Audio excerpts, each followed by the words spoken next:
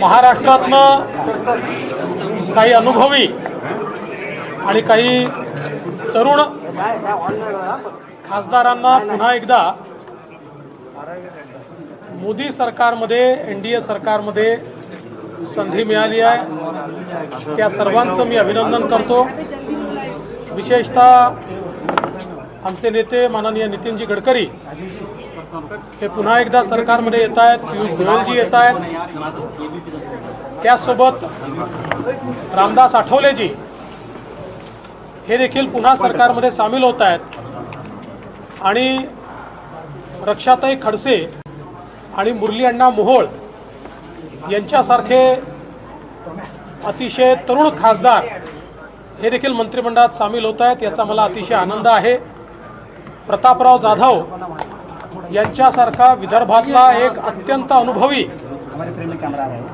अशा प्रकारचा नेता आणि ज्येष्ठ खासदार हे पण मंत्रिमंडळात येत आहेत।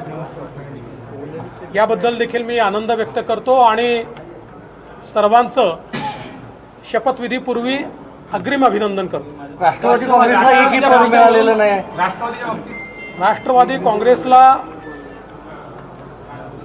आमच्या वतीनं किंवा सरकारच्या वतीनं एक जागा ऑफर करण्यात आली होती। राज्यमंत्री स्वतंत्र प्रभार अशा प्रकारे ही जागा त्यांना देण्यात आली होती, परंतु त्यांचा आग्रह असा होता की आमच्याकडनं श्री प्रफुल्ल पटेल यांचं नाव फायनल आहे आणि ते आधी मंत्री राहिलेले आहेत, त्यामुळे त्यांना आम्हाला राज्यमंत्री स्वतंत्र प्रभार हे करता येणार नाही। मात्र आपल्याला देखील ही कल्पना आहे की जेव्हा अलायन्सचं युतीचं सरकार असतं त्यावेळी काही निकष तयार करावे लागतात, कारण अनेक पक्ष सोबत असतात, त्यामुळे एका पक्षाकरता तो निकष मोडता येत नाही। पण मला विश्वास आहे की भविष्यामध्ये जेव्हाही एक्सपान्शन होईल त्यावेळी निश्चितपणे त्यांचा विचार त्या ठिकाणी होईल। सर, राष्ट्रवादी काँग्रेस पक्षाचा पुढे जाऊन काही समावेश होणार आहे का? आता नाराजी त्यांची आत्ताही समावेशाचा प्रयत्न करण्यात आला, किंबहुना ऑफर आमच्याकडनं देण्यात आली होती। त्यांनी सांगितलं की तुम्ही आम्हाला पुढच्या वेळेस दिलं तरी चालेल, पण आम्हाला मंत्रिपद द्या। कुठली नाराजी नाही त्यांची आता आहे तो फारसा चांगला राज्यात दिसला नव्हता। राष्ट्रवादीचा परफॉर्मन्स जो आहे तो फारसा चांगला दिसला नव्हता, त्यामुळे कदाचित हे होते असं म्हणायचं। राष्ट्रवादीची उपयुक्तता संपली आहे का? हे दीपेश, मला असं वाटतं की पुन्हा एकदा आपल्या सर्वांना समजेल अशा शब्दांमध्ये, म्हणजे आपल्याला म्हणजे आपल्या जे काही प्रेक्षक आहेत त्यांना समजेल अशा शब्दांमध्ये सांगतो, राष्ट्रवादी काँग्रेसला एक जागा मंत्रिमंडळात देण्यात आली होती। राज्यमंत्री स्वतंत्र प्रभार ही जागा त्या ठिकाणी देण्यात आली होती। त्यांचा आग्रह कॅबिनेट मंत्र्याचा होता।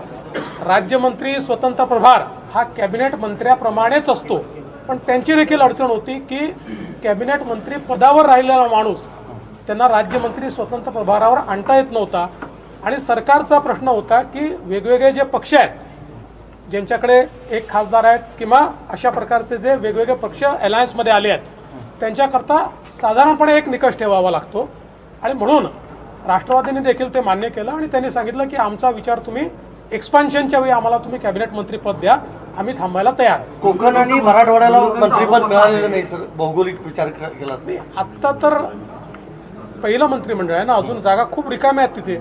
विस्ताराच्या वेळी निश्चितपणे अजून काही लोकांचा विचार होईल, त्यामुळे विस्ताराच्या वेळी मला असं वाटतं की, आणि शेवटी देशाच्या संपूर्ण आपण जर बघितलं तर सगळ्या राज्यांच्या सगळ्या विभागांचा समावेश हा कुठल्याच मंत्रिमंडळात नसतो, ठीक आहे, राज्याचं मंत्रिमंडळ नाही। फडणवीस साहेब, विरोधकांचा आरोप असा आहे की प्रफुल्ल पटेल यांना ईडीची अटॅचमेंट प्रॉपर्टी कार्ड नाही असतं, त्यासाठी गिफ्ट स्वरूपात सरकारने दिलं म्हणून त्यांना मिनिस्ट्री दिली गेली नाही। असं आहे की पहिली गोष्ट तर जे काही अटॅचमेंट होतं ते न्यायालयाच्या निर्णयाने निघालेलं आहे,